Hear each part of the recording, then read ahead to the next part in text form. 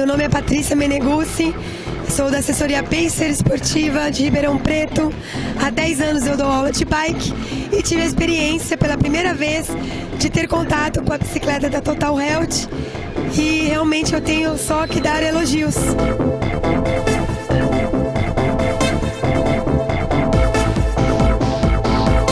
Pela minha experiência nesses 10 anos com várias marcas de bike, gostei muito, achei assim um nível excelente. Desde o banco, que pela primeira vez eu não usei bermuda com proteção, nem o banco gel. O banco não me machucou, isso foi muito bom.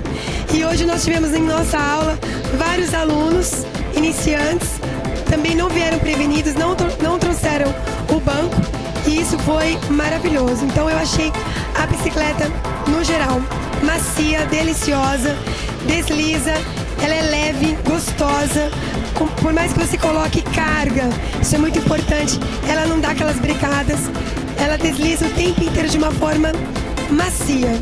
Então eu achei a bike deliciosa.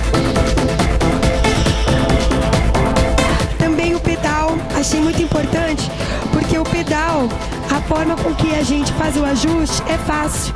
Tem alguns pedais que são complicados e esse pedal não, esse pedal é muito bom. A gente ensina apenas uma vez para o aluno e ele consegue depois sozinho, independente de nós, professores, ajustar toda a bike. Nota 10, Total Health, nota 10.